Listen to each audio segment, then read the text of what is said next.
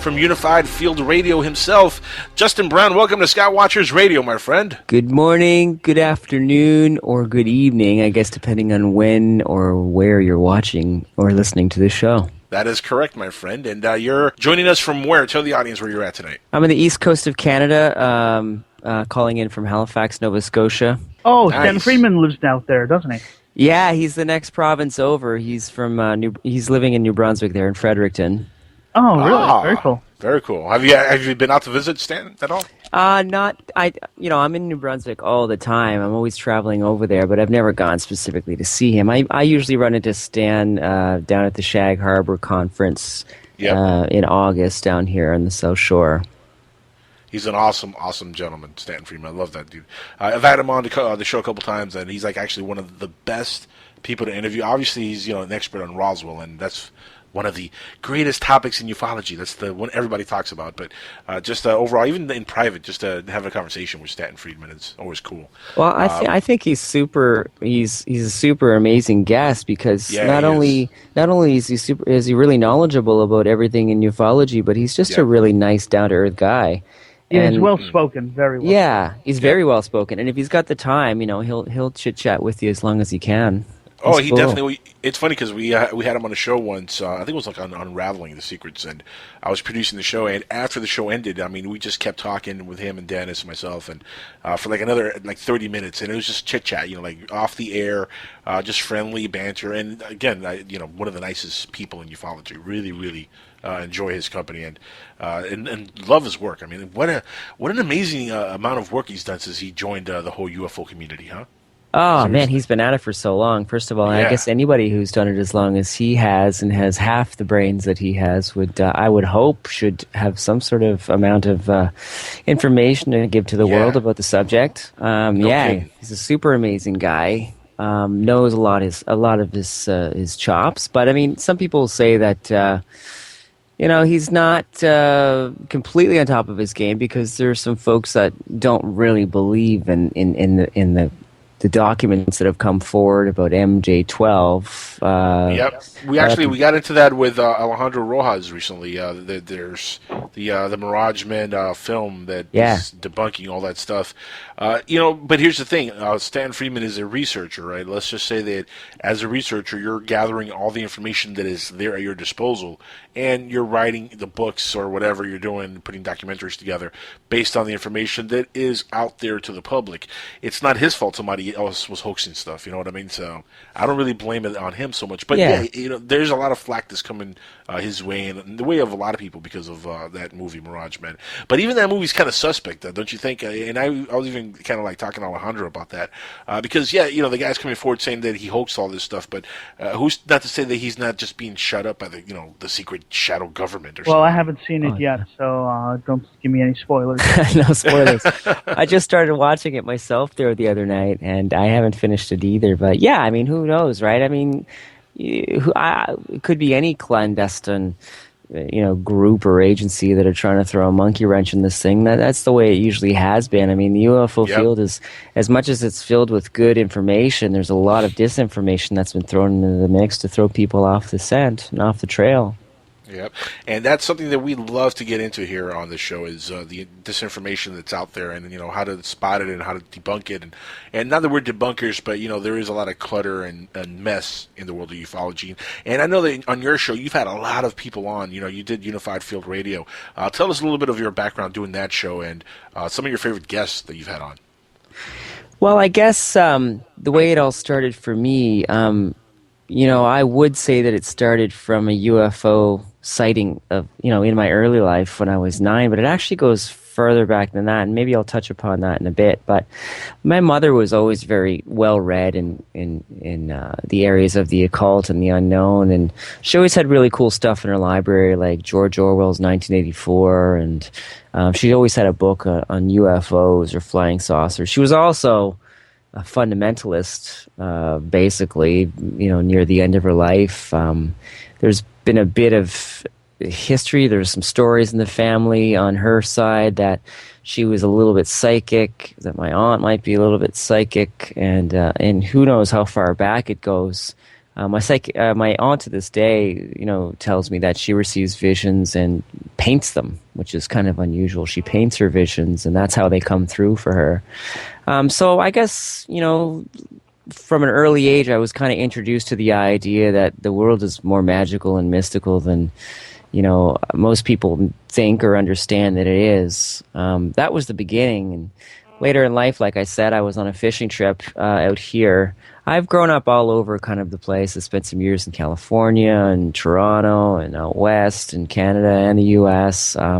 But, my first few years I was in Cape Breton. But when I came back later in life, around 9 years old, this is a little island off the coast here in Nova Scotia. My sister and I and my father were fishing, and I saw a humongous fireball coming in through the sky. It felt like it was the size of the full moon, but it was probably about half that size. And we watched it coming down to the sky. I alerted my sister and my father, and they caught wind of it just as it was coming over the treetops and down into the woods, and it looked like it should have landed somewhere or hit or made an impact at some point beyond the horizon. My father said that he had called the authorities. No one had seen the object or tracked the object. We all clearly saw it. So that was kind of my first foray. I was about 9 years old at that point. So starting with the roots of my mother, who was basically I guess she was the genetic line of a family of Hungarian and German acrobats that traveled the world, and her occult beginnings and understandings, and all the way up to that fishing trip when I was age 9 kind of indoctrinated me into the whole field. I've had a few more sightings of strange things since then, but that kind of led to me eventually culminating in starting my own show locally here at a university radio station. So it all started at the university. Now, how long have you been doing the show? Well, I'm kind of on sabbatical from that right now. Yes, you are. Angel, like you can invest so much time and effort into this field that is very, fruitless financially. It's really difficult. You're never going to make a dime in this field unless you're you're lucky if you break even. You know? I mean, you're super lucky if you break even. You're super lucky if you can get anything to pay for itself. Even if you're Giorgio Tsoukalos, you're probably not making anything. His hairspray alone would cost enough. Crazy. Yeah. Well, I wonder he should get royalties for all the memes they put up with his face on it. They should. You should really do that. I wonder how much he gets paid to actually be on Ancient Aliens and all these shows that he's on. Because, of course, they pay him at least a little bit of scratch. Do you think? They have to. I mean, he's the show. I mean, these people are the ones that go on there. They make the show. I hope so. On there. They use his likeness. A lot of the show is modeled after. I'm sure we could reach out to Bill Burns and ask how much they make, for the show. Bill was the first guy I thought about. But how it usually works with a lot of these shows on the Hitler Channel is oh, I'm sorry, I did it again, didn't I? Sorry. No, you're correct. Go ahead, continue. It is, because at 2:00 every single day during the week, it is always something on Hitler's World War II, something or other. You're not kidding. That's true. And that's why I call it the Hitler Channel, because I'm too damn tired of it. Mm-hmm. And by the way, if anybody from the History Channel is listening, switch it up a little. But if you think about it, a lot of these people put their time into doing the show and creating the show, and what they really do is they don't get paid for making the show, but the way they sell it to a network is that they get a piece of the commercials that are being aired inside the show. So it's very possible that none of them are getting paid up front, but they're getting their royalty checks at the end of every episode airing. That would make sense. I mean, if anybody would know, it would be the business savvy Bill Burns, right? He would be a cool guy to talk about if we were curious enough. Well, I don't know. Is anybody that we know that's related to him in the chat room today? I'm not looking right now. No, Nancy's not in there, so we can't ask her. But, I could always bring it up to Nancy in private and see what her answer would be. Yeah, come on, let's get it. Let's get it totally. I know when they did UFO Hunters, I know he told me once that they weren't really getting paid a whole lot of money. I think, just they were covering like the trips and stuff like that, and maybe a couple $500, $600, $1,000 maybe a month or something, or every few weeks. I don't know. I mean, I'm not too sure on the logistics of how much they were getting paid, but he said it wasn't a whole lot, and that was for UFO Hunters, which was a very good show. I mean, they never caught really anything. They really didn't, but it was still fun. It was a funny show to watch. One or two seasons? Oh, it was great. I remember. Did they last 1 or 2 seasons? I think it two was a seasons. couple, yeah, for sure. Yeah, 2 seasons, yeah. Yeah. It was a good show. It really was. You know, it was funny because doing a show of Feature Theater with Bill and Nancy and producing for them and stuff and sitting in and listening to them go back and forth. Yeah, Bill is a very funny dude. He just doesn't know it. Like, he missed the boat. He should have been like a stand-up comic because he can be really funny and he doesn't go like, all the way with it. And Nancy too, like they have this really good way of bouncing back and forth. Yeah. It's pretty funny. So yeah, they have a really fun shout out show. to them. Yeah, so really the next thing on PSN Radio, it's the UFO Funny Show. Yeah. Actually, I did have a UFO comedian named Jeff Tyranny or something like that. His name, Tim Tyranny, Jeff Tyranny, something like that. And he's actually the UFO comedian, and he was on my show a while back, like a year ago. Wow. And really not funny at all. Yeah. I mean, you think about it. He's never been back. He's a nice guy, but he's never been back. Let's get a whole bunch of abductees in the audience and put a UFO comedian up on top and watch how easily he gets lynched. Yeah, no, this guy, well, like I said, he's a nice guy, so I don't want to say bad things about him, but the jokes just were not there, man. And that's in the archive. Anybody wants to, check out that archive, you sure can.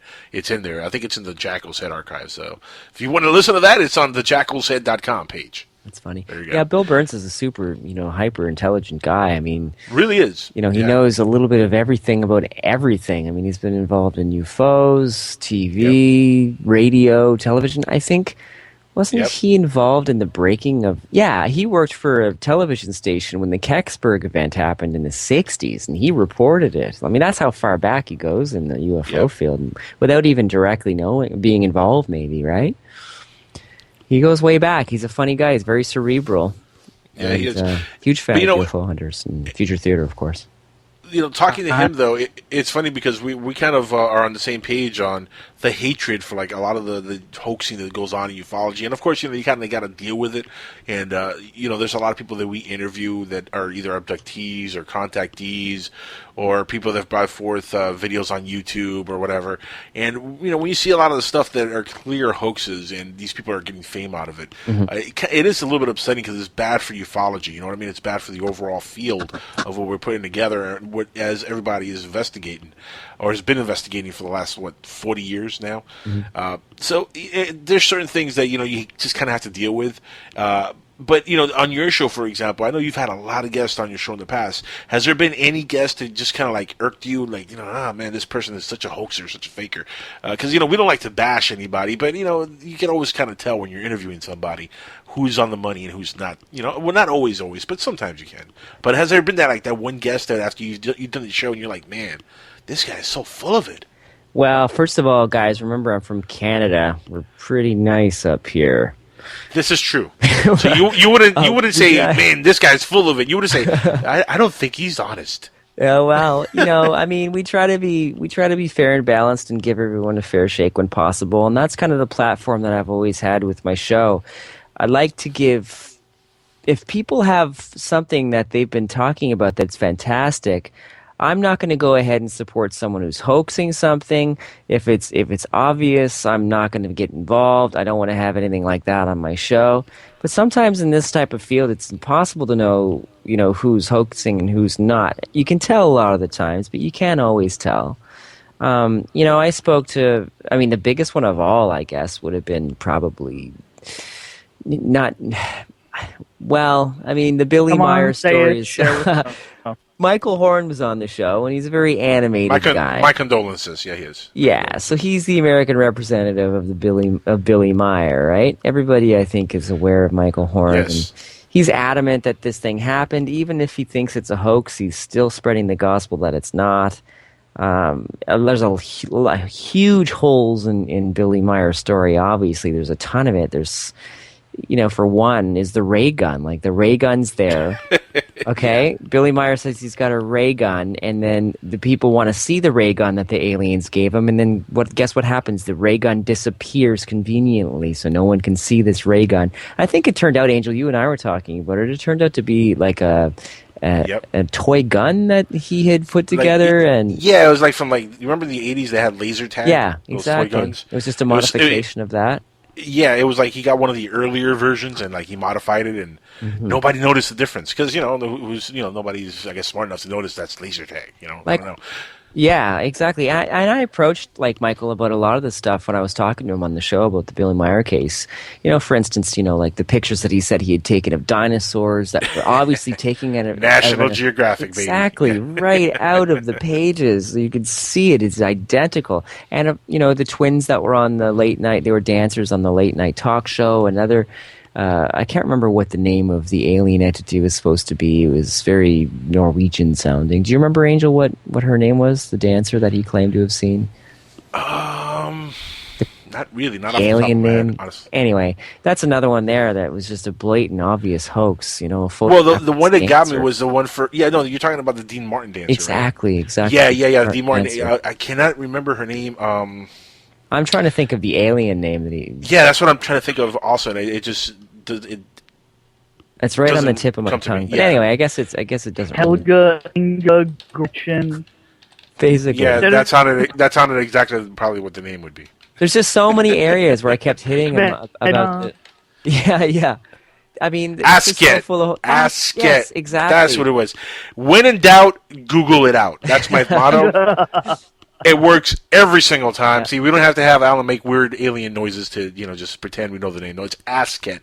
And yeah, this is a funny thing because I've had an ongoing battle with Michael Horn. He's my arch nemesis. I'm Superman and he's Lex Luthor. That's really what it is. And he's bald-headed too, so he can play that part. But anyway, we've had this ongoing drama between me and him because I was on a show he was on a show and I called in and I asked him, how do you explain the Billy Myers taking pictures of the Dean Martin dancers? Ask it. Come on, really? I've seen the video, man. That's a complete joke. I mean, and he blew up on air, and this was on a mutual friends show that we've had. You and I, Justin. Yeah. You know who I'm talking about? Jesse. Oh yeah, Mr. Randolph. Yes, Mr. Jesse Randolph on his show. And he blew up on me, he told me off and all kinds of stuff. And we've gone back and emailed back and forth because he got really upset that I asked him a legit hard question on air as a caller. Yeah. And, it's funny how he blows up over it. But honestly, there's so much, so much information just to prove that Billy Myers has been lying. And the one line that they always use is which really makes me laugh. And you're gonna laugh when I explain why, Justin. They use this line that, he's a one-armed man in Switzerland. How could he possibly do all the hoaxing himself? How could he possibly go out there and fool the world with, hoaxes? He couldn't possibly do it. He's a one-armed man. So he doesn't have a wife. He didn't have friends. He didn't have neighbors. Yeah, didn't have kids. He had nobody that could help him. Really? Really? Has anybody ever actually spoken to his wife, who admitted that the whole thing was a hoax? Yeah. I have so many problems with the story. And I also had approached Michael Horn about all these areas, and he was very reactionary in the same way that he was with you, and I was very repulsed by that. This was a guy that was supposed to be a representative of this guy who believed his story, had faith in it, and yet he was reacting like a criminal, like he was hoaxing. He was involved in the hoax, and I was really turned off by it. And that's not to say that maybe at some point or there's something in the Billy Myers story that's legit or true, but maybe he ran with the story once he got, once he felt. Maybe he could gain from it. Maybe he, and ran with it from there. I don't know. There may be some legitimate parts of the story. I just can't figure out where that the fact begins and the hoax begins. It's all very blurred. It looks all like it's a big made up story at this point. Here's the thing. He was a photographer, right? He knows photography. Mm-hmm. We know that much. Anybody who knows photography can kind of figure out how to hoax a UFO on a picture. I mean, that's very easy. Cameras don't have great depth perception, especially older cameras in the 60s, 70s, and 80s. They were very easy to do something like with wires and stuff, and that's really what he was doing. But here's where I'm going with this. Let's just say that Billy Myers has been hoaxing this stuff the entire time. There is, I believe, and I'm not a scientist, I can't scientifically point to anything, but I do believe there's a psychosis with certain people like a Billy Myers who just want to do something to gain attention. And he might have done something and he saw how good it came out, and somebody saw it and gave him attention, and that drove him to make another picture, and then another picture. And next thing you know, he's getting so much attention for his pictures that the psychosis takes over, and he starts just making videos and all kinds of things, and he's getting so much attention, and he's selling now maybe documentaries or books, and he's doing interviews, he's getting paid for it, and this becomes a mini career for this guy. That's true. And this happens in ufology all the time. I've interviewed people where at the end of the day they have no evidence, no proof of anything. They're going on their story, and I ask them certain questions that lead me to believe that it's all done because they want attention. Unfortunately, in ufology, there is a lot of that. There's just people, a lot of people, especially a lot of the hoaxers, are doing it just because they want to get attention in some way, shape, or form. And this is something that really kills me also. I don't know if you've noticed this, Justin. Have you noticed how many failed musicians are in ufology? I haven't noticed. I have not. Okay, But David Wilcox. I mean, there's always a lot of musicians involved. David Wilcox, for example, he was a musician. David Wilcox didn't make any music. He started doing the whole, I'm a reincarnated, whatever the dude's name was, Edgar Casey, right? I think it was the gentleman he claims he was reincarnated. I had no idea you said that. Yeah, and that's what he claims. That he's Edgar Casey's reincarnation and this and that, and he's going off on aliens and a tantrum on the future, and the guy is full of it. But the whole point is that he was a musician that didn't make it, and then as soon as he got a little fame from doing the whole UFO circuit and doing the paranormal circuit, guess what he started doing? He started putting music back out there. Huh? And in fact, there's a really funny video that when you look at it on YouTube, you're going to do two things. Anybody with a rational mind is going to look at these videos and they're going to say, this guy is bananas. He's doing a lecture talking about aliens and UFOs and Edgar Casey and yada yada and going on. And then he starts saying, and by the way, I'm also a musician. And he starts playing one of his songs, and he's standing there at the podium with the music's playing. He's like bobbing his head to his own music, like trying to get the crowd into it. And he's like and it's like the most idiotic thing I've ever seen on video, to be honest with you. And again, this is a person who completely just jumped the shark mentally, I think, and he couldn't make it in music, so he's using this as a platform to make it somehow and get some attention his way. And unfortunately, that happens a lot in ufology, and not only him. I can name other names, which I don't want to do because some of them are actually friendly with me. I don't want to lose certain contacts. David Wilcox, I have no desire to ever have on the show. I just no desire, so it doesn't matter. I mean, we all know about David Wilcox, so how much of a failure can he have been? Listen to his music. That's all I'm saying. No, but I understand what you're saying.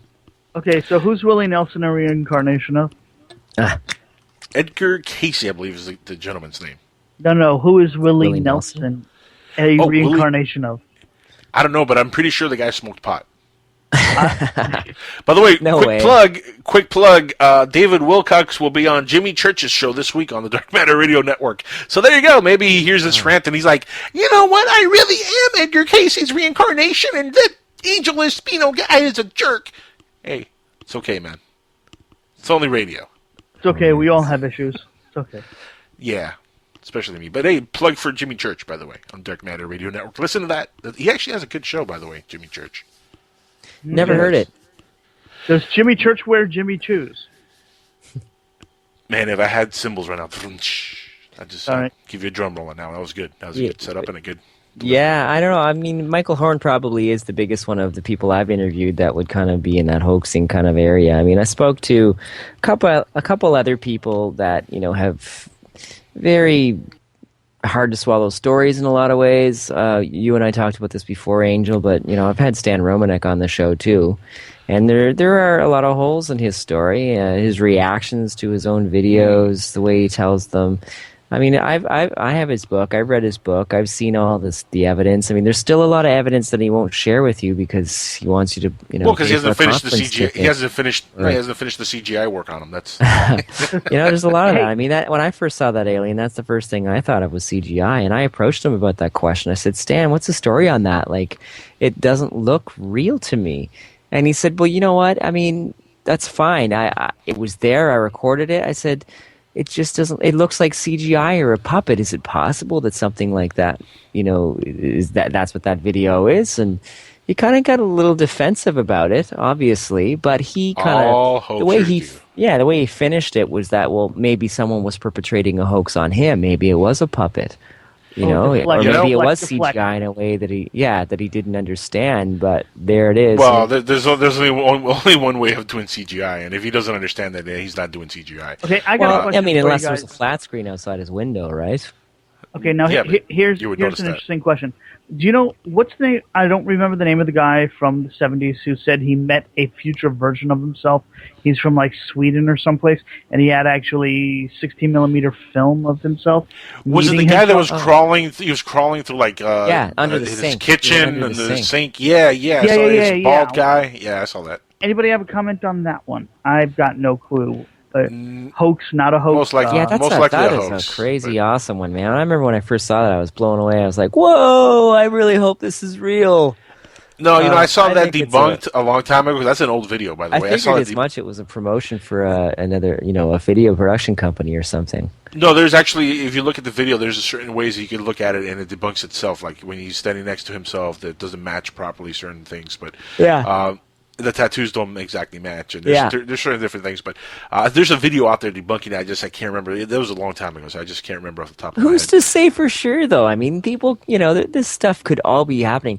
That's kind of the point of the show that I had, when I was on the air there with CKDU locally and on Blog Talk and on UFOnaut and all that stuff that I did in the past, was that we live in a universe now that isn't finite anymore. It's infinite. So we really can't say that this stuff isn't happening. We kind of have to use our better judgment and maybe listen to the stories that people have to tell, because in the end, who really knows? I mean, when it's blatantly obvious, like things like the Billy Meyer case that I've I can definitely tell you that there's no alien that looks like one of the Dean Martin dancers. Well, maybe there is. Maybe there is. Maybe, but they didn't visit Billy Myers. Of an alien. I forget there was a. Yeah, it could be. I mean, there was a contactee like from the 50s. Jeez, I wish I could remember his name right now. But he said he had sex with a beautiful redheaded woman from Venus or something, right? I mean, there's also all the stories of Pleiadians and Anunnaki. Those are what we call early Trekkies.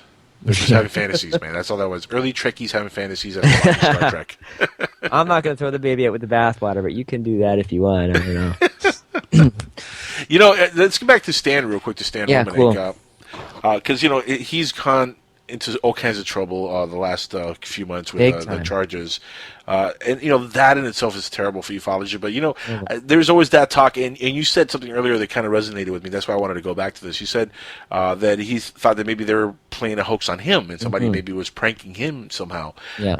I was willing to believe that myself for a long time, because I never believed the alien in the window was legit.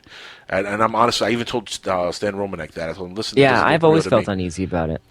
And I'm very transparent. You know that already from speaking to me. I'm very open about things, and if I feel something a certain way, I'm just going to tell you. And if you have a problem, we'll discuss it like men, and that's it. It'll end there.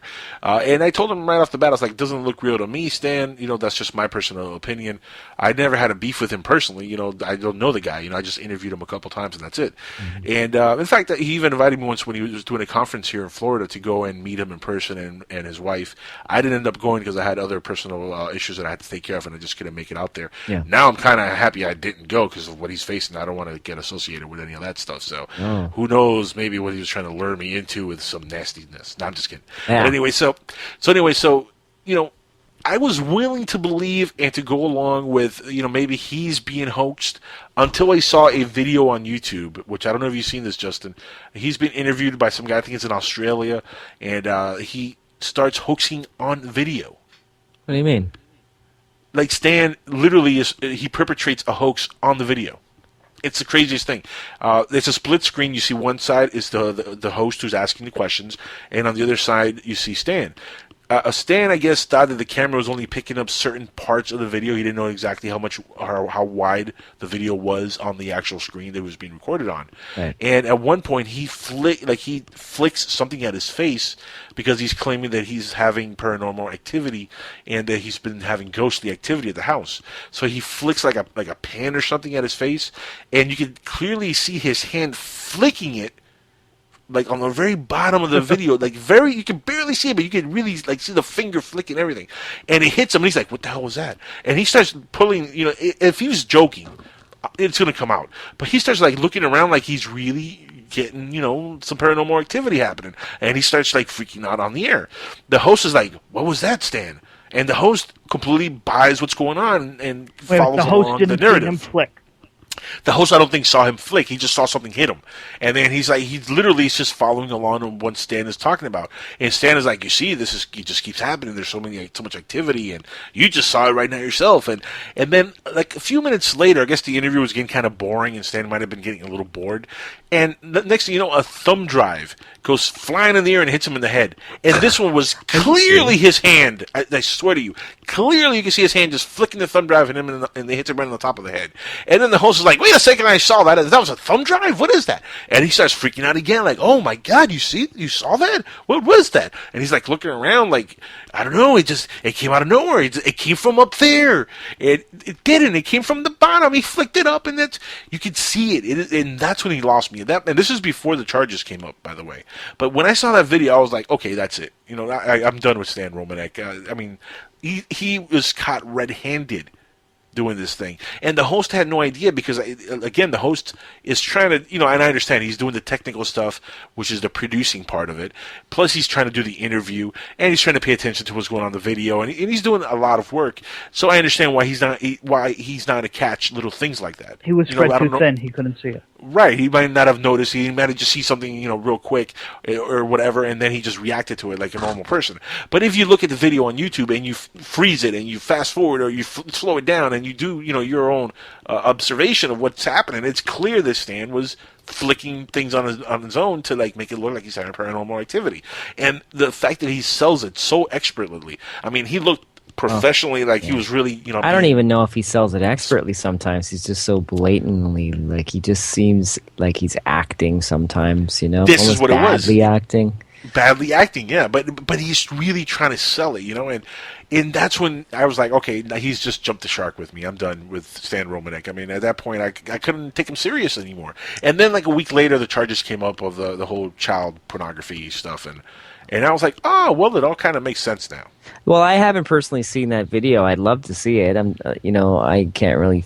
I have, you know, if I had the link or something, I'd love to check that out myself. I don't know much about that, but you know, even in the video with the alien in it, you know, the way he jumps back, the way he talks about screaming like a girl. I mean, it all seems so hokey. Now, that being said, I'm not saying that he's hoaxing the whole thing. I mean, it wouldn't be the first time that there's been intervention in someone's life by outside sources to make them seem crazy or discredited. I mean, the whole Bob Lazar thing has got holes in it too, but there's a lot of interesting facts that lead to the idea that maybe there's more there than we thought. You know, Nick Redfern pulled up a lot of stuff about Bob Lazar working in Los Alamos and going to school in certain areas where his records couldn't be found. You know, he was in the phone directory of being there at the time, even though his records indicated he wasn't. So there's a lot of fishy stuff that goes on. I mean, Stan Romanek, I don't know if we can even put in the same shoebox. I don't think you can. Now with you know, I don't know if it was all wrong. Well, you know, Romanek didn't work for the government and get scrubbed. Say it again, Alan? I was going to say, Romanek didn't ever claim to work for the government where he was scrubbed out of the system. No, that's true. No, that's true. But I'm saying that maybe somebody was perpetrating a hoax on him, or in some of the story, or you know, maybe he is an informant himself. I mean, look at Julian Assange. What did they try to put up against Julian Assange? Rape charges or something that, from the people around him, obviously it was completely out of character about who Julian Assange was, and yet it was obviously being put into motion by the powers that be to shut him up and to give him, you know, to discredit the guy. So I mean, maybe these child porn charges, maybe there's some of that going on. Maybe it actually is. I do love his answer, stuff. though. I don't know for real, right? You know, what I do love about the story, though, Justin, is his answer to the police when they're asking him, you know, about the porn. And he's like, oh, you're here for the child pornography, right? And then he goes, like, the whole story is that he went up to Lisa, his wife, and he's like, yeah, they're here for the child porn. Like, so nonchalant. Like really, like, you say that easily and that freely, like, you know, and here's the thing. That's because he's trying to sell that angle, right? That even his wife said the same thing. Yeah, no, that's coming directly from his wife, by the way. Mm-hmm. Yeah. And here's the thing, and I know law enforcement well enough, believe it or not. I even have family that are in the Secret Service, so I know how the law works pretty well. Here's the thing. they're not going to spend that much time tailing, tracking down the activity online, searching, on different websites to see what he's posting. They're not going to spend man time and man hours and a lot of money and resources if there's nothing there. And they're not going to do it for a stretch of 2-3 years, which is what this investigation took, okay? Mm-hmm. If they wanted to bust Stan Romanek on child pornography, if they just wanted to plant some evidence, this would have taken 2 weeks. And he would have been off the streets like that, and he would have been in jail. So basically, when there's smoke, there's fire. Correct. Where there is smoke, usually there is a lot of fire, and it just I've seen so many different things now from Stan, and it really pains me because here's another guy who came up, made a name for himself, and people followed what he was doing, and he became an entity in ufology that people were interested in, and then this stuff happens, and it's just another black eye for for ufology in general. Yeah. It's just bad for the field. It really is. And again, I would maybe have some belief in him if I hadn't seen that video of him hoaxing. And by the way, I just linked it to you on Skype. I also posted it on our Facebook. The stories we talked about earlier and everything we've talked about here tonight, by the way, everybody listening, it's on our Skype account. Once again, I'm going to give that link. It's facebook.com/Skywatchers Radio. All the links are there. All the stories we've talked about are there, including the Stan Romanek famous alien abductee faking video that has gone viral. I mean, this thing is... I'm surprised you haven't seen this video, Justin. I mean, it went viral quick. The interview video. No, I haven't seen that one. I'd love to see that. And this was before the porn charges came up. Yeah, so no. This was right before. I mean, look, Stan Romanek, he's a guy, the story's fishy, it's full of holes, obviously, right? But I mean, like I said before about the Billy Meyer thing, there may be a grain of truth buried in there, right? I mean, this stuff happens all the time. People, they have a genuine sighting or event. The thing is with him, I mean, even Alejandro Rojas at one point of Open Minds was really behind Stan Romanek because a lot of everybody his sightings, was. There were a lot of multiple witnesses to the things that he was claiming were happening. So I don't know if you can discredit all of that, but who knows for sure the real extent of how much of that stuff is real. But I wouldn't be surprised, and here's, just hear me out, I wouldn't be surprised if they find that he's part of some child porn ring, and that a lot of those so-called witnesses might be a part of that ring. I see. And this is why they were all supportive, because they're all kind of in cahoots doing some other nasty stuff, and they were all part of the same kind of crowd. You know what I mean? Well, I hope you're that wrong. would not shock me. Yeah. I hope I'm wrong, by the way. Not because I want Stan's stories to be true. I just think that's a sick and twisted thing in this world, right? And the less of that we can have, the better. But you know what? It would not shock me. And this is why. It's happened in a lot of different fields. Not only would it be in ufology. Corey Feldman has come out recently saying that he was molested when he was making movies in the 80s. Yeah. Corey Haim was molested, and his child molestation led to his eventual death because he became a drug addict, an alcoholic. And this is something that they dealt with as kids, because in the entertainment business, pedophilia is really big. Apparently, there's a lot of pedophiles. I wonder if Michael Jackson had anything to do with Corey and Corey. Actually, you know what? It's funny that you bring that up. Corey Feldman has completely backed Michael Jackson, saying that he never touched him. Yeah. He never was inappropriate in any way. But he did say that the people that were around him, he wouldn't name names. He said there were some people around Corey Feldman, and they were also around Michael Jackson. There were big producer-directors that molested him, Corey Feldman, and there is other people that have come forward and said that Michael Jackson wasn't a pedophile himself that molested children. Michael Jackson took in a lot of abuse as a kid and was molested himself, and because of the molestation that he went through, kind of flipped out and became the freak that everybody thought he was. Does that make sense? Oh yeah. Kind of does, that, right? Yeah. And Corey Feldman, look, he's not. He doesn't care at this point. He's not mixing words. He's even writing a tell-all book, and he's backing another person who just came forward and is accusing of pedophilia. And this has become a really widespread issue in the entertainment business, because it does happen. I can't wait till the Lifetime TV show for the Lifetime movie of the week. It'll follow the Goonies too, I'm sure, because they're doing that, by the way. Oh, God. Yeah. They are really doing that. That kills me. That's such a classic movie. I love that movie, man. Why would they do that? God, Hollywood, come on. Actually, you know what movie they really need to redo? 2 movies. 2 Disney movies. Do they really need to redo any movies anymore at this point? Okay, let me rephrase it. Remakes. Okay, how about a reboot? Come up with a fresh idea. All right. I'd like to see a reboot. New ideas. Who would need that? I want to see a reboot of Flight of the Navigator That was not That I would see. One of my favorites. Yes. and Last Starfighter. Oh man, that's so Hell good. yes. I just Okay, watched now- both of them in the last year, I think. Okay, no, hold on. I think we owe All right. an all right and an applause for those two choices. They're excellent. I gotta say, Flight of the Navigator, I'm on board. I know. I'm telling you. Can you imagine? I could the same way they. You know what I would really love to see? The same way they took Stargate and made it into a TV series. I would love to see The Last Starfighter turned into a series. Really? Oh, I don't Yep. think so. I couldn't handle that. Well, you I don't figure think so. Well, you figure with them continuing the Star League, It'd be easy to and- do it, yeah. yeah, and they have to go to different planets to recruit new people because they were destroyed in the movie. And Last Starfighter would be a great TV series. I gotta agree with you. think on that. about it. Like a Every Battlestar single episode, every single episode, they're landing on a different planet, trying to recruit and seeing the Yeah, that'd be life cool. of all these different aliens and how they live their life and why they're so different.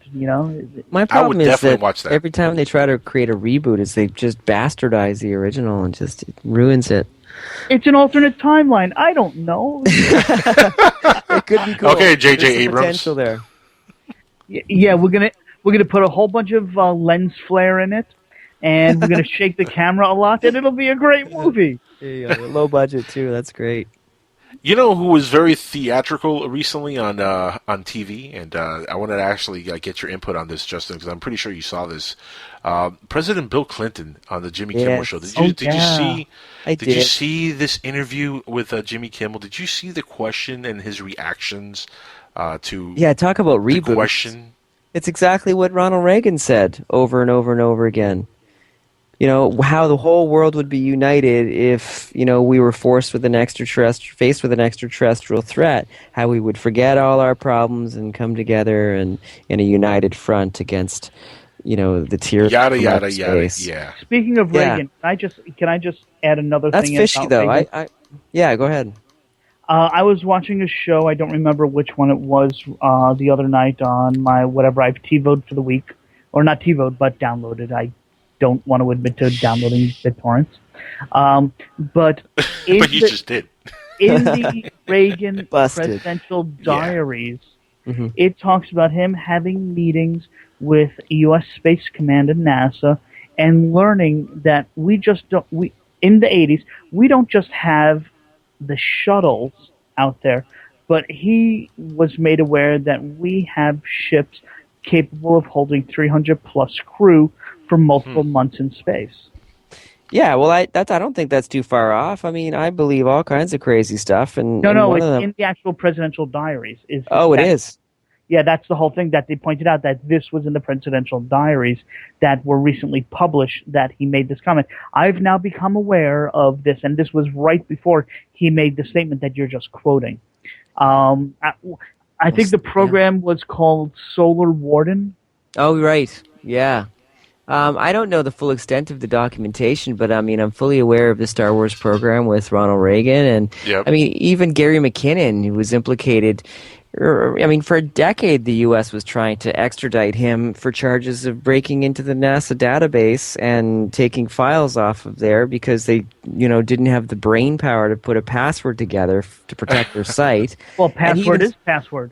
Yeah, and even he was saying, he had uncovered evidence of something huge in space, whether it was a mothership, but he also found documents that alluded to the idea that there was a space command, that there was an off-world fleet of soldiers and military out there, or a separate secret elite group of the government, and why wouldn't there be? I mean, we're using the same technology almost entirely across the board that we've been using for 60, 70 years, right? In cars, 100.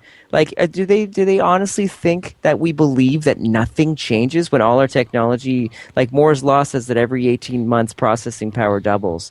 Are you telling me we're still using the combustion engine like 100 years after it was invented, or the rocket the way they present it to the public? NASA, for me, is a public space program, and if they don't have a space fleet in space, I would be super embarrassed to be anywhere near the powers that be or affiliated with them at this point in history. NASA is without a doubt a front. I mean, they're Oh, definitely a front just to put a face on some kind of space program. they better have a There's friggin' space yeah. program, or it's an embarrassment for humanity, No, I'm even if it is secret. look. I'm fully convinced that there is a secret space program that we're not aware of.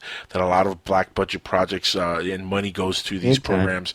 I'm convinced of that. I'm super convinced that NASA is just a front to give the world kind of a shining example of what a legit space program looks like and how nice it is to work as scientists in space. That's really all they are. But there's really a black budget project that's been going on in this country for years. That Several. Several of them, but one main that controls the space program that we don't know about, and they drain so much money from this country and from the world, really, because this is beyond just this country. Yeah. Once I do believe, look, if there is contact between humans and aliens already that's been made, and there's some secret projects that are going on, and we've done all this back engineering, like the whole story goes, right? If all that stuff is true, or if most of that stuff is true, then guess what? There's going to be a very good chance that it's not just the United States government has this information, but they're probably have already been sharing with other countries, and this could explain the end of the Cold War, for example. Different things have gone on through the last 5 decades, where we've had to go in and get rid of certain dictators to kind of unify parts of the world, because we gotta, really, we're all living with a secret that we only are telling certain parts of the population or certain groups that are within the need to know bases. You know what I mean? And I don't think presidents are in the need to know bases. Why would they be? No, exactly. NASA neither. They're They're either not in the only need to know serving basis. 4 years or 8 years. Yeah, well, it's Yeah, exactly. And everything's compartmentalized, right? Everything's need to yeah. know. So, I mean, the secrets, people always say, oh, how can they keep a secret like this for so long? It's very easy to It's keep so a easy. secret. You compartmentalize everything, and then you send all your tech out to private industry to either back engineer or create, and that way, because of copyright infringement and patent laws and all of that stuff, they don't have to tell you anything about what they've got. Right. Like, I'm a firm believer in the fact that, I mean, it may have always been this way. There may be secret sects, or even, Mac Tony's come up with the cool idea of crypto-terrestrials. Like, there may be alongside us another group of entities that may look just like us, that may be us, but completely separate branch of humanity. Richard Dolan calls them the breakaway civilization. They may have always been alongside us throughout the eons, or they may be a new thing that's developed. But, it's a Does very that mean, like, who is John Galt? Who? Sorry, I didn't hear you. Does that mean, like, when you say breakaway civilization, that's recent, that to me is like, who is John Galt? I'm not familiar with. I'm not even sure what you're talking about, John God. Ayn Rand's Atlas Shrugged.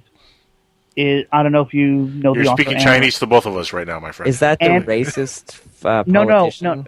No. Ayn Rand. Okay. Oh. Ayn Rand wrote a book called Atlas Shrugged. Okay. It's about where all the brightest and smartest people of the States and other parts of the country literally broke away because they were being stifled by government clamping down on patents or stealing the technology that they were creating, or just suppressing everything. And they literally broke away to, and create their own little hamlet, their own little civilization where their ideas and technology and everything can flourish. Yeah, well, I mean, call me a conspiracy theorist or whatever you want to call me. I don't really care. I mean, it's just a very simple formula. You have a really well-oiled, greased machine that produces an enormous amount of not only money and wealth, but a lot of belief. There's a lot of psychology and sociology involved with the machine as well. And if you can continue to perpetuate that in the Edward Bernaysian fashion to keep people hypnotized and illusioned to, what the left hand is doing, then the right hand can go off and do whatever it needs to do. If you look, I mean, either Ben Rich, the former CEO of Skunk Works, Lockheed Martin, was a plant or insane, or else he was for real when he did his lecture tour in retirement with all the universities and said that we have the technology to take ET back home into the stars, but it would take an act of God to put that power back in the hands of the public sector. I mean, I'm totally down with the whole idea that this is a well-funded, oiled machine. No one's accountable for the money. There are no countries, flags, or borders anymore.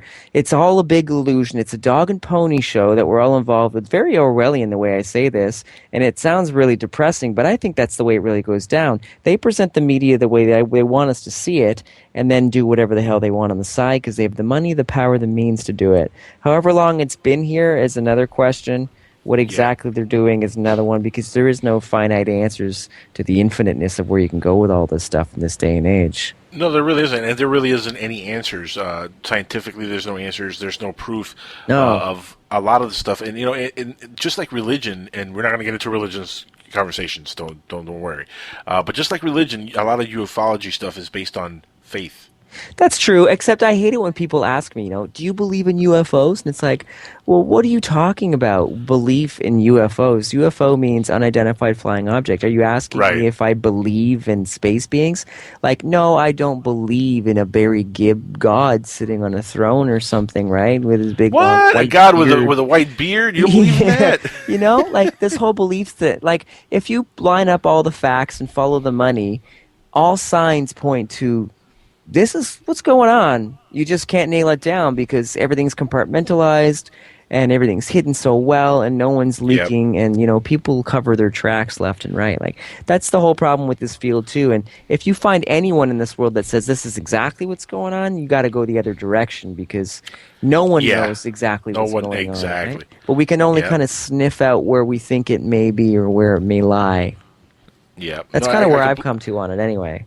I completely agree. Anybody who tells you right off the bat that they have all the answers are usually the biggest liars. Well, science is one of the biggest dogmas about that. Right? Science is one of the biggest liars. And they're always like, "Well, no, that's impossible. It's this is the way it is because this is the way it is," and then it's like, 20 years later, someone proves it wrong, but it takes another 100 years for anyone to change the history books because we have to wait for those people to die, right? Max Planck said it best, the normal Nobel Peace Prize winner back, early in this, I think in early 1917 or 1920, when he said that great ideas don't happen overnight, which it sucks. You have to wait for that entire generation to die before the newer generations adopt those ideas and run with it. And it sucks because our human lifespan is so short that I'm very impatient about this kind of stuff because I don't have an entire lifetime to live and die to see it. And maybe in the other side, I'll figure that out if there is another side, right? But I kind of want to find out now, and that's the hard part to deal with, is knowing that this stuff is, people always look for disclosure with a capital D, but disclosure is happening with a little d all around us all the time if we pay attention to science, right? The news and the media is constantly created. It's not researched and found out for the most part, right? Mass media, And, you went on a nice little rant there, and I thought you were going to go into social media, but you got cut off. I guess the powers that be, maybe the New World Order, the Illuminati, maybe the people that killed Tupac or Biggie. I don't know. Somebody stopped the connection, my friend, and you just died worse than Vanilla Ice's career for the entirety of civilization. I just saw him last weekend, actually. Wow. Well, he's still working there. Yeah, he's working at South Beach at a bar. Anyway, he's a nice guy. No, he was performing at Bike Week. Actually. Oh, was he really? Leesburg, yeah. That's awesome. Well, I kid, but actually Vanilla Ice is paid, man. He actually does a lot of shows and stuff, so... Yeah, he's cool, man. He's like, he's, when he does his interviews and stuff, he's down with the level. He knows he was a cheeseball back in the day, and he runs with that. It's funny that we bring up, that I bring up Vanilla Ice, because I actually saw a documentary on him not long ago, and he really does admit that he was cheesy. Yeah, he knows. But he got paid. But he got paid. Of course. Cheesy. And he still does. He sells a lot of concerts, which is crazy. Yeah. And now he's working doing commercials for macaroni and cheese. Perfect casting for Vanilla Ice. Yeah, that's perfect awesome. Casting for him. But you were on a good rant. Yeah, man. Let's revisit that because I want to give you a chance to continue because you did get cut off. So here's the crazy part. Pick up where you were. Literally, I swear to God, it feels like I went into a time slip there because it seemed flawless for me. Like you kept talking. Yeah. That's the weird part. I didn't hear anyone say nothing's going on. I didn't see anybody calling me back. Anyway, what I was saying was, I think I was talking about the role of the media in today's world. Correct. Where almost anything in our lives can be fabricated. The media, for instance, most of these big media outlets. I mean, last time I heard, 90% was owned by Rupert Murdoch, one person and one media conglomerate. When all of those guys, and these are major media papers, I'm talking about the entire globe, and they all get their stories essentially from the AP, the Associated Press, and then they run with that. And there's not a lot of real research or journalism that goes on anymore. The media is created. It's very Orwellian in a way. But Right. I mean, we have to be aware of the fact that you have to be very careful about where you put your faith and what you believe in, and what news you're going to run with. We live in an infinite world, and it's not finite anymore. I totally believe that there are agendas in play here that have nothing to do with us. And I don't know if I'm repeating myself here or not, but I think that there's a really well-oiled machine that works very well at generating a lot of money and public opinion, very Edward Bernaysian, about the power of persuasion with the media, hypnotism, and advertising, and how we feel about ourselves and the world. The left hand is doing this while the right hand is doing that. And ufology is a part of that whole thing, right? Everything is a part of this, and in a way that you can't really throw the baby out with the bathwater in a lot of sense. Before I got cut off, was I mentioning Chris O'Brien? I think you were leading into Chris O'Brien, but you hadn't gotten there yet. Okay, so I want to talk about that real quickly, because here's a guy along with like Jacques Vallée and Micah Hanks who are very fresh, and they're still young. I mean, Chris I think is in his 50s, Mike is in his 30s, Vallée is older still, but they have these amazing ideas that I think we really have to. And Mac, even for instance, before he went on to the kind of new agey kind of momentum of things with the abduction phenomenon. This idea that the UFO phenomenon is so big and so vast and so strange. There's so many weird trickster elements to it. There's a lot of... It's not just a nuts and bolts Stanton T. Friedman spaceship with aliens from Alpha Centauri coming here.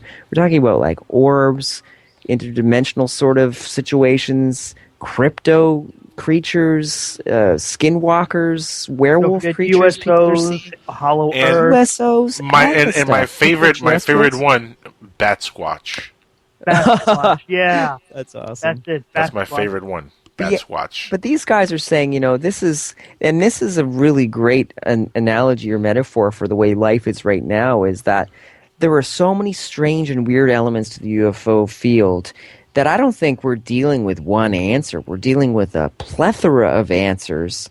And it's not just aliens. It could be interdimensionals, cryptoterrestrials. And a big part of this, I heard Chris Stiles just wrote his book, Stalking the Herd, with a gentleman. His name slips me right now. I feel so bad for it because he's a really amazing researcher, and he was on the Paracast there recently, not to mention another show. But anyway, he was saying that he's got this whole theory about the UFO phenomenon where he thinks that it's possible that the Earth itself is a sentience. Now, hear me out.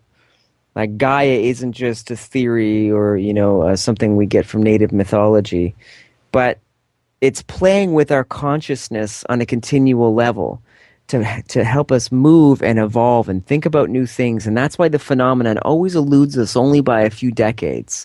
Before it was angels and demons, gnomes, goblins, fairies. It was people in airships and bow ties coming down a rope ladder to ask for directions to go back up and fix it. And then it became flying saucers. And now it's orbs, right? It's not physical anymore. It's orbs. And it's almost like his theory is that the Earth itself is always psychologically preparing us, a product of the Earth, to evolve and move faster and further until, like a seed or a flower, we leave the Earth and seed the rest of the universe in a perpetual cycle of life. And if that's not one of the coolest theories you've ever heard, I don't know what is. But this is what we're dealing with. I love it. There's so many different angles. I'm not saying that's the be-all, end-all, but I'm saying is we have to keep our mind open because there's a lot of strange elements to the UFO field that don't make any sense, and it's not just about nuts and bolts aliens. I think that's a great metaphor and analogy for life itself. It is, but here's where it still could be nuts and bolts aliens, and it could be all that. It could be all of it, right? No, but check this out. Let's go back 2,000 years, right? An alien craft coming out from the skies. 2,000 years ago, where there's no reference to alien ships, flying vehicles of any kind. Exactly. They don't even know that the Earth is round at this point, right? What is that going to look like to them? A chariot in the sky. Exactly. They don't know. They don't know any other reference, so they're going to call it what they think it is. Big time. If an alien is abducting a person, 500 years ago, where they don't even know about planes, or they don't know, they don't have a concept of aliens. They know religion, and they know the spookiness of voodoo and all kinds of different stuff that has been out there for maybe a couple hundred years or 1,000 years or 5,000 years. The little religious stuff that people might know. And an alien is trying to abduct them, like they do. They go into the room when they're sleeping at night, and they have the sleep paralysis. They wake up and they see little beings. What is this person going to think? I'm being attacked by demons. Holy crap! Demons are in my house and they're trying to kill me because they don't know any better. You know what I mean? They're not going to have that reference that is an alien from another world. So it could still be, extraterrestrial nuts and bolts crafts that came down and did something, but it's the reference of the person who's having the interaction with the being, that they just are in a time period where they don't know any better. That's it's the cultural it's the identity ignorance of the person. moment. Exactly. Now we're at a certain point where we know about flying crafts because the Wright brothers gave us airplanes, right? Or even, there's evidence that there are other people working on airplanes besides them, but we always credit the Wright brothers. So we know about airplanes. We know the government has stuff in the skies. We see stuff flying around.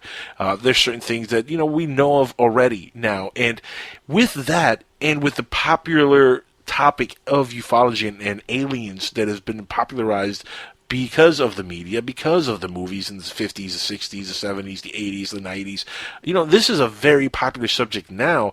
Now our point of reference is no longer, demons or anything. Now we're looking at it like, if it comes from the sky and it's not from this earth, geez, that's an alien. Now we get that reference because now we could put that together, because entertainment, and this is there's a good piece of evidence that the worst creation ever made was the TV, and there's also some evidence that it might have been the best thing ever created because it gave us TV, it gives us movies at home that we could just sit there and watch, and entertainment and stuff. The cinema is great, but it also helps to culturally change the dynamic of the way people think, and they've been injecting the subject of aliens and UFOs for the last 60, 70 years. It's become a very popular topic in the film industry, and that is conditioning the world to think differently of whether what their sightings might be. So again, it was not to say that 500 years ago they thought they were demons, but now we know better, and we kind of understand things a little bit differently. And then again, who's not to say that maybe they really are demons and the aliens are demons, and we're all being fooled, and it's all one big masquerade, and we're all just a bunch of silly bastards being fooled by the devil. Yeah. Who knows? I know. Who knows? Who knows? I mean, I totally agree. I mean, this could be. This could be one factor of many. It could be the extraterrestrial presence. Could be maybe an underlying theme of what's going on. But we're still having weird things happen every day. Strange cases being reported that are completely out of the ordinary. Like, what is this whole orb phenomenon? This is constantly happening. I mean, is this something that's just slightly outside of the cultural identity of the time? I mean, that's why I talk about that Gaia kind of hypothesis there of sentience. There's all even the Skinwalker stories are still happening. With Bigelow buying the ranch down there, people seeing werewolves, strange things that shouldn't exist, Sasquatches around UFOs. How much is that a product of reality, and how much of that is a product of moonshine or drugs, or a product of? I know, but the stories still exist, right? They're still popping up. They also go way back down. Where is the Skinwalker Ranch? Where is it again? I have no idea where. It's the Midwest somewhere, isn't that? I don't know exactly where. Yeah, it's somewhere in the Midwest. Is it in one of the states where pot is legal? Maybe they're growing there, and since they're doing the campfires, instead of using the regular wood logs, they're throwing in the hemp. They're getting high from that, and then they're seeing high from the hemp. I'm not calling bat squatch on that theory, Alan. I'm not going to call it. That's a good theory. I'm trying. That's a good. I'm giving you props. That's a good theory. That's a good Skinwalker Ranch is very strange, though. I mean, Bigelow has taken an enormous interest in the area. There's a lot of paranormal activity that's been going on there. That has been going on. But how much is it legitimately documented? Exactly.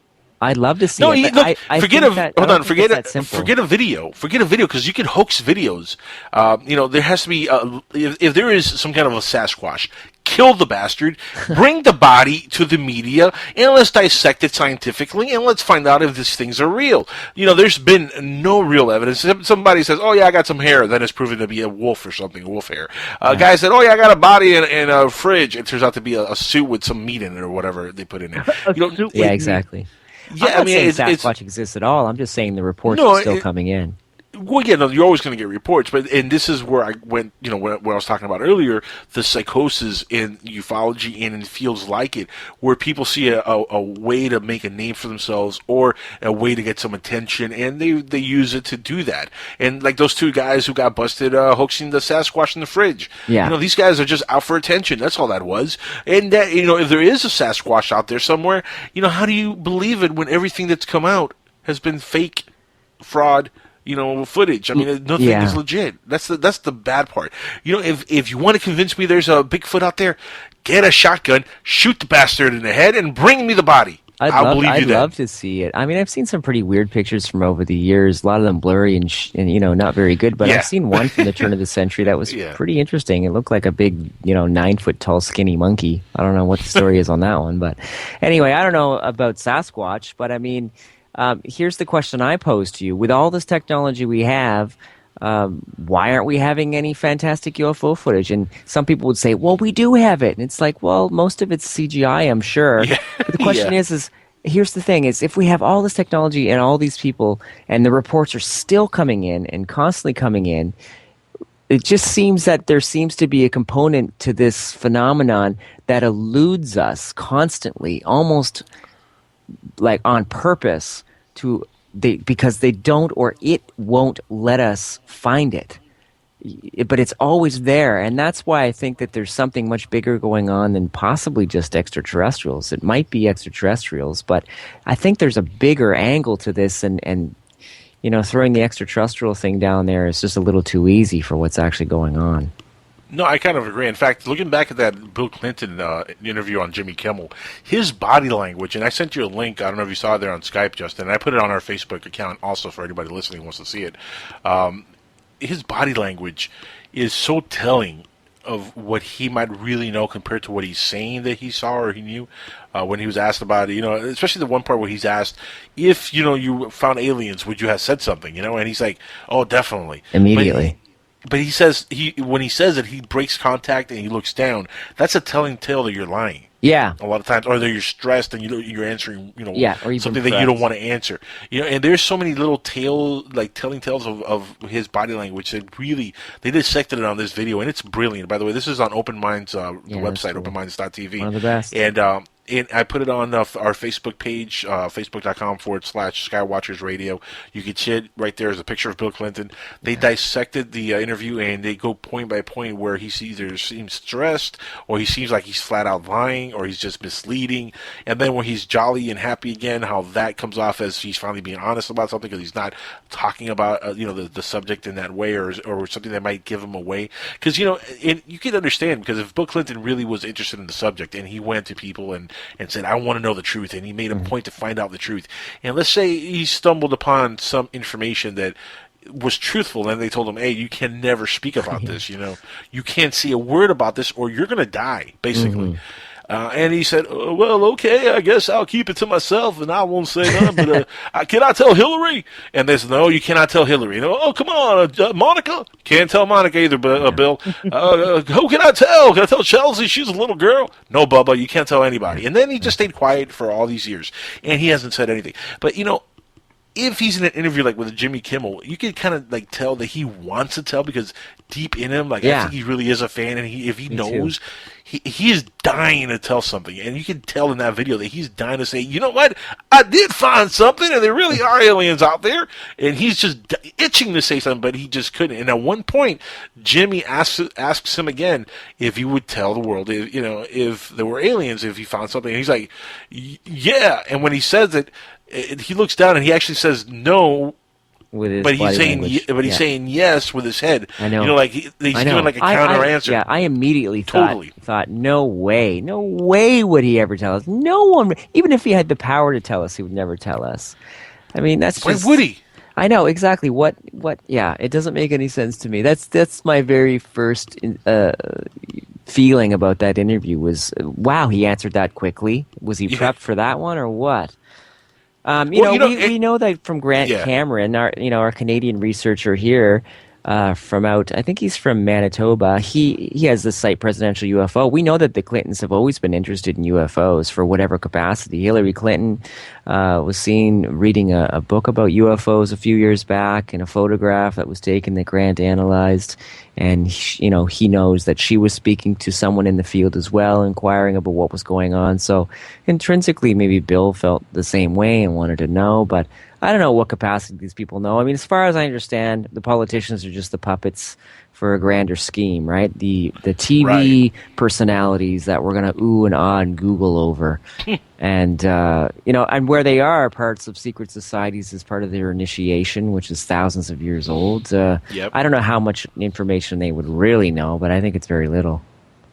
I think it's very little also, but I think, if you press the right buttons and you are in that position of president, you could use your president power to get certain information. And I'm pretty sure Bill might have found out some information, and it doesn't scare me that he might know something that maybe he's just dying to tell us. And I think that there is, again, in that video, there's enough evidence to prove or to point to that disclosure is maybe not that far away, because he looks like he's really like itching to just say something, and he knows there's something coming. Yeah. And and I believe that we do have disclosure not that far off. There's not much time really left, do. and there's so much to talk about, because I'd love to go into talking with the Vatican and the painting Cosmico Imbraccio that was in behind there when the Queen and Barack and everybody met, and talking with the coming age, the third secret of Fatima. And there's just so much to talk about on the show in so little time. Speaking of the Vatican, don't they have a telescope named Lucifer? Yeah, it's an acronym. Yeah, it's like a long-range binocular sort of observation unit. Now, I don't know, at some point, why didn't somebody in the Vatican say, maybe naming this thing Lucifer is not a good idea? Because I think they're trying to send signals. I think a lot of these groups want to send messages out to people who can understand the symbols and information that they're throwing at us without being blatant about it. To say there's more going on here than meets the eye. Well, I mean, I don't know. What are they looking for? Demons? I mean, what if we, I mean, everyone's looking for disclosure too, but maybe the reason they're not telling us and have never told us and may never tell us because it's so terrifying and horrible, and there's nothing we can do about it. Has anyone ever thought about that one? Sure. A lot of people have thought about that, but they don't want to think about it. And it's been insinuated in a number of different ways, from the Gnostic Gospels to Carla Castaneda. Even something that Stephen Hawking said not long ago kind of resonates with that, where he said that, look, we might not want to know what's out there, and we might not be wanting to send all these signals out there trying to contact aliens, because when white man had landed on America, it didn't happen to prosper too well for the Native Americans. They didn't do too well. Exactly. So imagine on a global scale how that would be. I always hope that the universe would be better than stupid white people, but anyway, I said it. Well, here's the thing, though. If you look at the Bible, there's giant white people in the Bible. So. That's true. Giant morons, huh? Yeah. Just flying in space. I guess depending on the way you look at it, the Sumerian mythology and texts and cuneiform tablets kind of could say the same thing, right, about the giant Anunnaki gods. I mean, but Mesopotamians were generally not white. But anyway. That's true. Yeah, that's a different show altogether. Yeah. Like White Jesus. Yeah, right. Barry Gibb. I love that. That's a lie. Yeah. That's okay. You heard about the new Gospel of Barnabas that just showed up. Oh, isn't that amazing? It might be authentic. I mean, I'm not saying it's a surprise, right? But he was okay. So Jesus was never crucified. No. That's another one. Okay, that's another one just showed up. They're calling it possibly the Gospel of Barnabas, where Jesus wasn't actually crucified. He did not rise up. What? He may have been a man? Yeah. A dissident? Are you serious? What? Yeah. I just saw this the other day, and I'm like, I've never seen a dissident be executed for his political beliefs before. No, never happened. That's amazing. What a revelation. Have you ever seen the documentary Ring of Power or Empire of the City? No. No, that sounds amazing, though. I highly recommend it. Anybody who's listening right now, well, not right now, but after the show, go to YouTube and put Ring of Power or Empire of the City. It's the same movie. They have two different titles. I don't know why, but I think it was one long title at one point, and then two people split it up on YouTube. And anyway, it's about a 5-hour documentary, but it's worth every minute. It details a lot of the knowledge that supposedly the Illuminati, the New World Order, Freemasonry, and a lot of the knowledge that is hidden from like the everyday folks was put together in this one very cool documentary where you can actually go on different places historically, and different history books, and do your own research and find out that a lot of the information is actually true. The stuff that you can find, and there's a lot of stuff that deals with the government and the way the system is set up and how it's set up a certain way. It goes back to the Queen of England. And, Jesus, It's the idea of Jesus mythology and religion Well, dating back to old ancient belief systems in the sun and the moon and all that kind of stuff. no, that's zeitgeist. Yeah, but right. This is beyond zeitgeist. This is actually cool. is more when you look at this and you start doing your own homework. When I want to reference the Jesus part now, and we don't have a lot of time, so I'm going to try to make it as quick as possible. But the documentary goes into Jesus, and it lays in pretty thick into who Jesus was, not biblically but historically, and it makes perfect sense when you look at the people around Jesus, like the disciples, their names, Mary Magdalene, who a lot of people are saying could have been his wife and his half-sister. Yeah. Okay, now this is all part of like the history that the Bible doesn't want us to know. Right. There's reasons why. In this documentary, they connect the dots, and it's so brilliantly done that you will just come away saying this has to be true. And who Jesus was, and I'm going to say it right now. I'm going to break it down to you real quick. Spoilers. Spoiler alert. Yeah. Jesus, and the way the story breaks it down, Jesus was the son of Julius Caesar and Cleopatra. Now, Julius Caesar, if you know your history, was killed in battle in Rome when there was the old Roman Empire, right? The old Roman Empire that was replaced by New Rome, the new Roman Empire that's controlling the Vatican, controlling everything, right? We don't know that. Legit. Now, the old Roman Empire went down when Julius Caesar, JC, just like Jesus Christ, initials, when he died, he had a son with Cleopatra, who was the goddess of Egypt, right? This will make their offspring what? The son of two gods, the god of Rome and the god of Egypt, the goddess of Egypt. And Julius Caesar was actually elevated to the status of god when he died, because that's what happened in Rome. You would get, if you were a king and you were killed in battle, they automatically elevated you to the status of a god.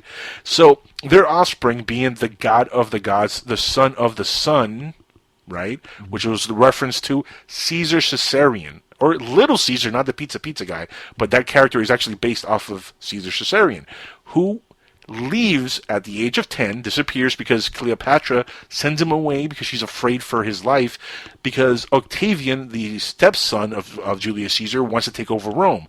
And he knows the only heir to the throne is Little Caesar, right? So he goes on his quest to kill Little Caesar. This is when Cleopatra sends him away with a peasant couple, ironically named Joseph and Mary.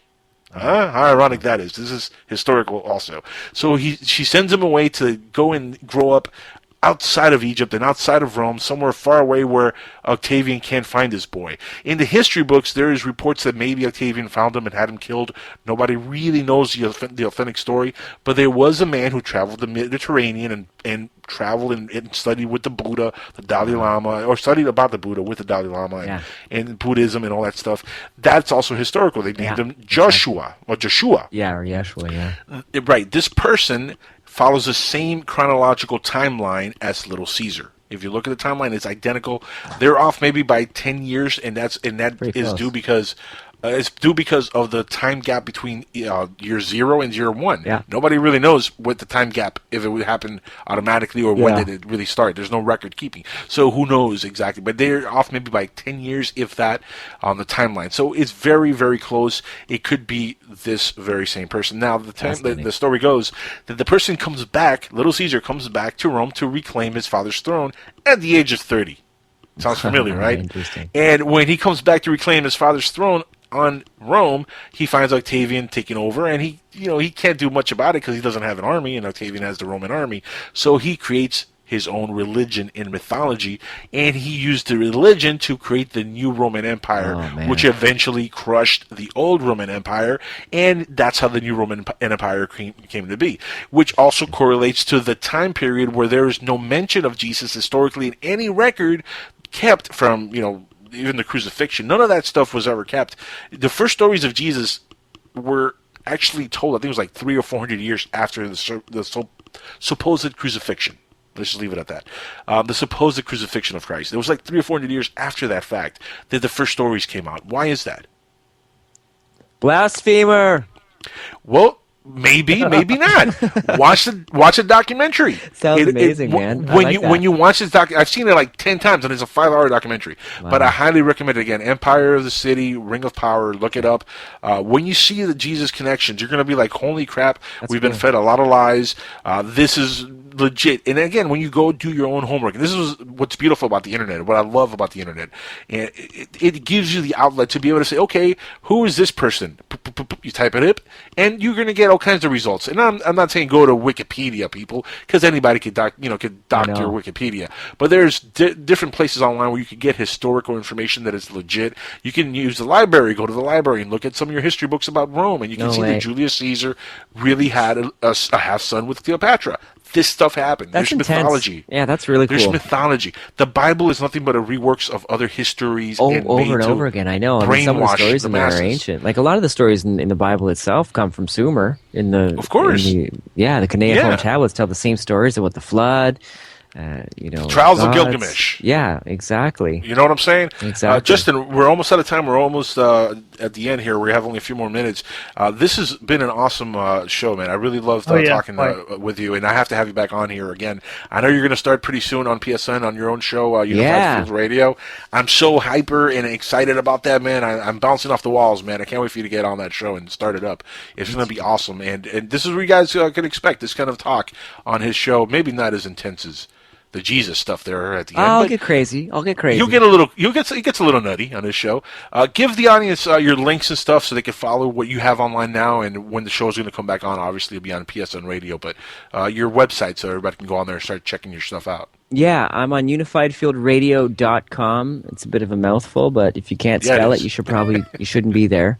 UnifiedFieldRadio.com. There's all the archives from the old shows I did there. I'm also on Facebook at the same handle, and Twitter's Unified Field Rad. I haven't posted to Twitter for a while, but now that I'm going to be coming back to PSN, I should be getting back on the hot wire there. That's awesome. And I know you're always open to have people contact you if they want to be guests and stuff on your show, because you're going to be having a lot of good guests on like you always did in the past. So if anybody's listening, any guests who want to be on the show, contact them. And contact me at go figure, at UnifiedFieldRadio.com, and let me know what's going on. Send me some books if you have them for promotion. I can get a little background, and then maybe we can do a show. That's so cool, man. I can't wait to have you start up your show again. It's going to be sometime next month or sometime this month coming up, I hope. I know. So we look forward to that. Thank you so much again for spending some time with us, Justin. It was great talking with you. We'll talk soon, my friend. Yeah, thank you both. It's been really fun. You're the man. Guys, we're almost out of time. We only have about a minute left, a minute and a half, if that. So I want to thank everybody again who listened to the show tonight, all few hundred of you who listened in. Again, shame on you for not calling in. Tomorrow I'm going to get like 10 calls, Alan. That's going to happen tomorrow. Justin guy was great, man. I got a question for him. And I'm going to be like, you know what? Click. I'm just going to hang up on you people because it's going to be fun listening to you say, you know what? Click. You know what I'm going to start doing? I'm going to start recording the calls, and then when I ever have that guest back on, I'm going to be like, let me play you a clip from a caller they called after I had you last on, like 6 months ago. They had a question. Let me just, bring it up now. Actually, I think we should do it the weekend, the following time we're up on online. It's like, these are the idiots that chose not to call while we actually had the guest. So here, you get to listen to the first, during our first segment, we should do, calls that should have came in during the show. Should have, could have, but didn't. You suckers. Anyway, call in sometime. It'll be nice. When we're having a guest on the air, people. But thank you for listening in. All our friends again at TalkStream Live, thank you for all the hard work you guys do over there.